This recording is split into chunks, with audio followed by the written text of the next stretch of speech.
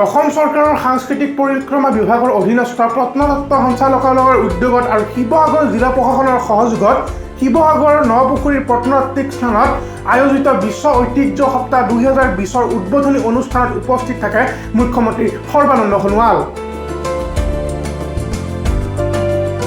এই সভাতে মুখ্যমন্ত্ৰী সোণোৱালে ঐতিহাসিক সম্পদ সংৰক্ষণ, নতুন প্ৰজন্মৰ মাজত ইতিহাস চেতনা জাগ্ৰত কৰি ইতিহাস অধ্যয়ন আৰু বিশ্লেষণৰ প্ৰতি সকলো শ্ৰেণীৰ লোকক উৎসাহিত কৰাৰ প্ৰচেষ্টাত ব্ৰতী হোৱা হোজাই কৃষ্ণ কুমাৰ সিংহ, শিৱসাগৰ জিলাৰ নবীন বুঢ়াগোহাঁই আৰু ধেমাজিৰ ঘুগুহা দল সংৰক্ষণ সমিতিক ঐতিহ্য মিত্ৰ সন্মান প্ৰদান কৰি তেওঁলোকক প্ৰশস্তি পত্ৰ, অংগবস্ত্ৰ, স্মৃতিপট আৰু 50,000 টকাকৈ আৰ্থিক সাহায্য আগবঢ়ায়।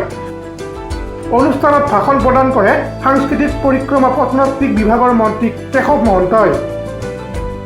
অনুষ্ঠানত ৰাজ্য চৰকাৰৰ ৰাজহ আৰু দুৰ্যোগ প্ৰশমন বিভাগৰ ৰাজ্যিক স্বতন্ত্ৰ মন্ত্ৰী যোগেন মোহন, ৰাজ্যসভাৰ সাংসদ কামাখ্যা প্ৰসাদ তাছা, বিধায়কসকল ক্ৰমে প্ৰদীপ হাজৰিকা, কুশল দুৱৰী, নৱনীতা সন্দিকৈ আৰু ঋতুপৰ্ণ বৰুৱা, লগতে শিৱসাগৰ জিলাৰ উপায়ুক্ত লক্ষ্মীনন্দন গগৈকে প্ৰমুখ্যে কৰি বহু গণ্যমান্য ব্যক্তি উপস্থিত থাকে। ভাৰতবৰ্ষৰ 5খন আইকনিক মিউজিয়ামৰ ভিতৰত শিৱসাগৰ অন্যতম হিচাপে ইতিমধ্যেই ভাৰত চৰকাৰে ইয়াক শক্তিশালী ৰূপত গঢ় দিয়াৰ নিমিত্তে সিদ্ধান্ত লৈছে আৰু ইয়াৰ বাবে আমি অসমৰ ৰাইজ গৌৰৱান্বিত। ভাৰতবৰ্ষৰ মানচিত্ৰত আমাৰ কীৰ্তিচিহ্নবিলাক সংৰক্ষণ কৰাৰ ক্ষেত্ৰত আৰু আমাৰ প্ৰবাদ পুৰুষসকলে, মহান মনীষীসকলে, আমাৰ আহোম স্বৰ্গদেউসকলে বিভিন্ন ৰজা মহাৰজাৰ কাৰ্যকালত যিমান সংখ্যক কীৰ্তিচিহ্ন গঢ় লৈ উঠিছিল বা বিভিন্ন ধৰণৰ দল দেৱালয় ইত্যাদি ইত্যাদি যেনেধৰণে প্ৰতিষ্ঠা লাভ কৰিছিল, এই সকলোবিলাক বিজ্ঞানসন্মতভাৱে সংৰক্ষণ হ'ব আৰু বিশ্বৰ মানৱ সমাজৰ দৃষ্টি আকৰ্ষণ কৰিবৰ বাবে আমিও অসম চৰকাৰৰ তৰফৰ পৰা এই কামত নিষ্ঠাৰে আমি আত্মনিয়োগ কৰিম। শিৱসাগৰবাসী ৰাইজৰ ওচৰত মোৰ আন্তৰিক আহ্বান আছে, অনুৰোধ আছে, প্ৰাৰ্থনা আছে যেন তেখেতসকলে এই কামত সকলোৱে আন্তৰিকতাৰে সহযোগিতা আগবঢ়ায়।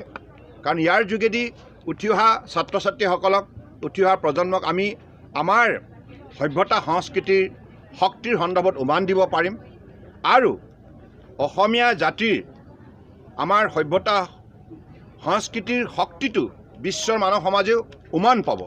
এইটো এটা আমাৰ কাৰণে সুবৰ্ণ সুযোগ।